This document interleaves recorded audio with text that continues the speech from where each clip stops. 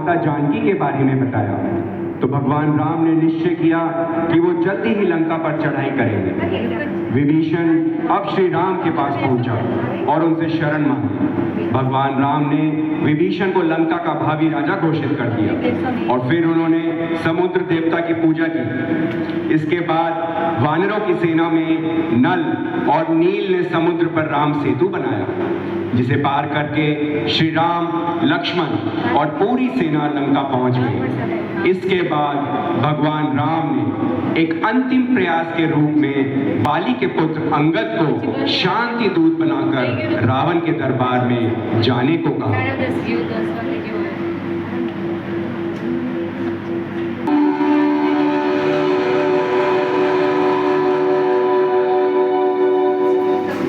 हे महाराज लंकेश, आपके दरबार में दुश्मन सेना का कोई दूत आपके दर्शन करना चाहता है।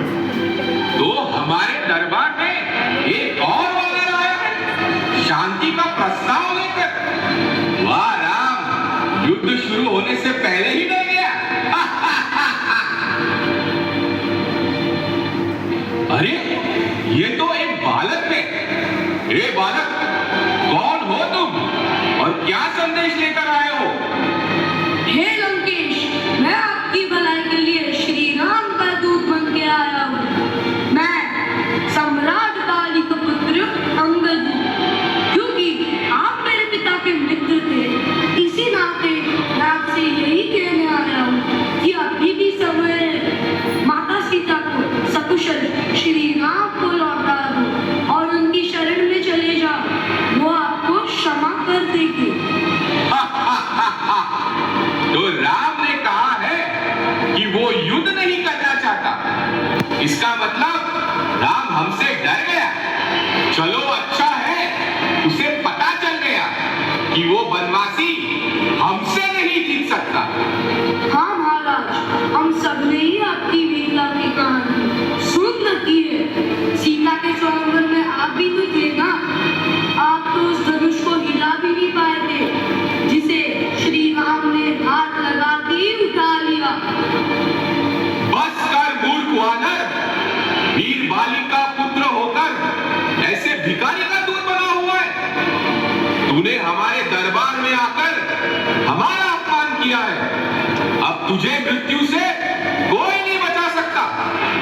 मेरे वीर योद्धा अभी तुझे मृत्यु के घाट उतार देंगे।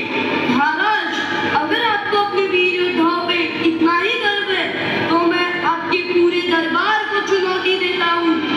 मैं यहाँ पर अपने पैर जमा रहा हूँ।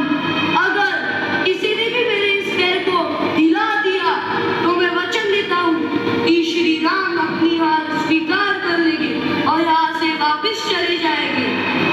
किसी और की कोई जरूरत नहीं है। मैं ही तेरा पैर अभी उखाड़ फेंकता हूं।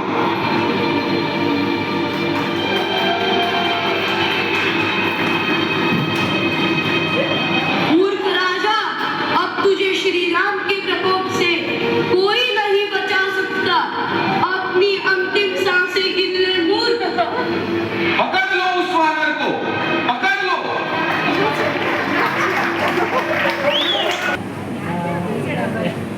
इस तरह रावण ने जब शांति प्रस्ताव का तिरस्कार किया तो श्री राम ने युद्ध प्रारंभ करने का निश्चय किया। वानर सेना ने तुरंत ही राक्षस सेना का संहार करना शुरू कर दिया। यह देखकर रावण ने अपने भाई कुंभकर्ण को जमा कर उसे युद्ध में लड़ने भेज दिया, किंतु श्री राम ने उसे भी मार दिया। यह सुनकर रावण का मनोबल बहुत गिर गया।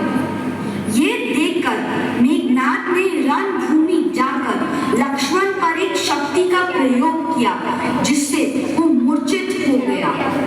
तब हनुमान जी ने वेदराज सुषेण को लंका से लाए और उनके कहने पर हिमालय से संजीवनी बूटी का पूरा पहाड़ उठा लाए। इस जड़ी बूटी से लक्ष्मण के प्राण बच गए और श्री राम ने हनुमान को गले से लगा लिया। ये सुनकर मेघनाथ एक बार फिर रण